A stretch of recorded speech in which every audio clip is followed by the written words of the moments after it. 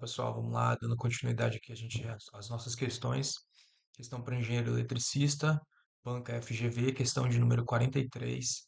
Uma bobina quadrada de 2 centímetros de lado é composta por 100 espiras.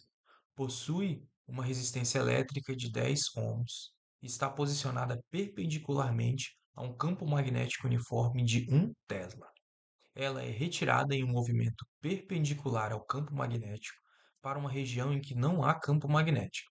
A bobina demora 0,1 segundo para sair completamente desse campo magnético.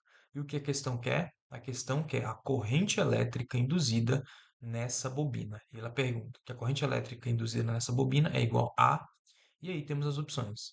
Vamos lá, pessoal. Então, para essa questão, a gente precisa de alguns passos. Primeiro passo, a gente precisa calcular a seção, a área dessa bobina, que ele fala que é de 2 centímetros de lado. Se a gente tem aqui uma bobina de 2 centímetros de lado, a área dessa bobina ela vai ser igual a 2 vezes 10 elevado a menos 2, tá? Que isso aqui é 2 centímetros em metros. Isso aqui ao quadrado vai ser igual à nossa área. Então, a nossa área ela vai ser igual a 4 vezes 10 elevado a menos 4 metros quadrados. Calculamos a área da nossa bobina. Qual que é o próximo passo? A gente precisa agora calcular o fluxo magnético nessa bobina. O que é o fluxo magnético? Então, próximo passo, vou mudar a cor aqui. Então, o fluxo magnético ele vai ser igual à densidade de fluxo magnético vezes a área da nossa bobina vezes um cosseno de um ângulo, que eu vou colocar um ângulo θ, né? E o que é esse cosseno do ângulo? Esse ângulo θ, vamos considerar aqui uma superfície, tá? Considerar uma superfície.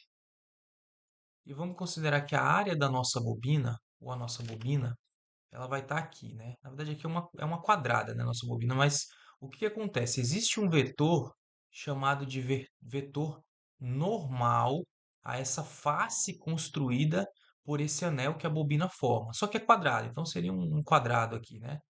E o que acontece? Aqui existe um vetor que é chamado vetor normal. E existem também as linhas de campo.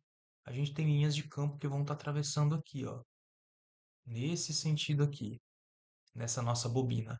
E o que que ele me diz? Que esse cosseno do ângulo, esse ângulo, ele é a defasagem entre essas linhas de campo e o nosso vetor normal. Nesse caso, eles são paralelos. Então, esse cosseno, ele vai ser cosseno de zero e cosseno de zero é igual a 1.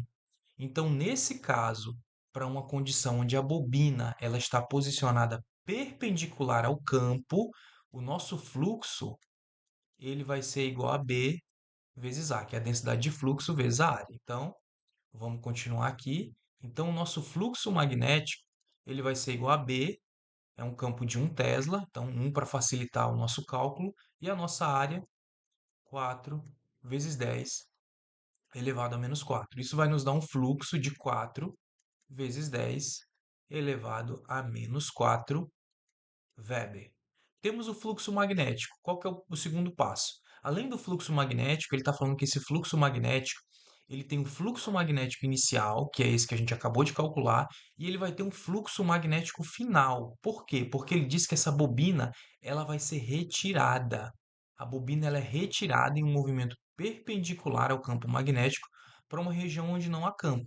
Se não existe campo magnético, não existe fluxo de campo magnético, então não existe o fluxo, né? Então o fluxo, a gente vai chamar isso aqui de fluxo inicial e a gente vai chamar isso aqui de fluxo final. O fluxo final vai ser igual a 0 Weber. E agora a gente vamos calcular a próxima etapa. Qual que é a próxima etapa? A gente precisa calcular a força eletromotriz dessa bobina para depois calcular a corrente. A força eletromotriz, ela vai ser igual ao número de espiras vezes a variação do fluxo magnético, só que vai ser em módulo, tá? O módulo da variação do fluxo magnético sobre a variação de tempo. Só que a gente não tem esse módulo de fluxo magnético. A gente vai calcular aqui agora. Como que a gente calcula? O, a variação do fluxo magnético ela vai ser igual ao fluxo magnético, eita, errei aqui, vai ser igual ao fluxo magnético final, vai ser igual ao fluxo magnético final menos o fluxo magnético inicial. Isso aqui vai ser igual a zero menos 4 vezes 10 elevado a menos 4, que isso aqui vai ser igual a menos 4 vezes 10 elevado a menos 4 Weber. Descobrimos a variação de fluxo. Mas aqui ele está pedindo um módulo, tá, pessoal? Se ele pede um módulo, se houvesse algum fluxo final, haveria essa diferença. Mas como não há um fluxo final, ele apenas inverteu o sinal aqui que tem a ver com o sentido do fluxo, né? O sentido de queda do fluxo. Então, quanto que é a nossa força eletromotriz? A gente já consegue calcular. Nossa força eletromotriz, ela vai ser igual ao número de espiras, que é 100, vezes o módulo da variação do fluxo, que é 4, vezes 10 elevado a menos 4, dividido para a variação do tempo, que é 0,1. 0,1. E quanto que vai dar isso aqui? Força eletromotriz é igual a 400 vezes 10 elevado a menos 4, dividido para 1 vezes 10 elevado a menos 1. Esse 10 elevado a menos 1, a gente sobe ele vai se transformar em um 10 elevado a 1. Então aqui a gente elimina ele. Isso aqui vai ser igual a 400 vezes 10 elevado a menos 3. O que que é isso? Isso é em volts a nossa força eletromotriz. Tendo a nossa força eletromotriz gerada da variação de fluxo nessa bobina, agora a gente consegue calcular a corrente induzida nessa bobina.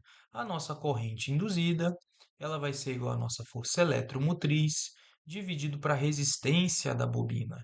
Isso aqui vai ser igual a 400 vezes 10 elevado à terceira, dividido para a resistência dessa nossa bobina, 10 ohms. Isso aqui vai ser igual a 40 vezes 10, desculpa, que tem um menos 3, tá? Menos 3 aqui, vezes 10 elevado a menos 3, ou 40 miliamperes de corrente induzida na bobina. Alternativa letra D, questão 43, gabarito 43, letra D. Pessoal, curte, comenta, se inscreva no canal e até a próxima.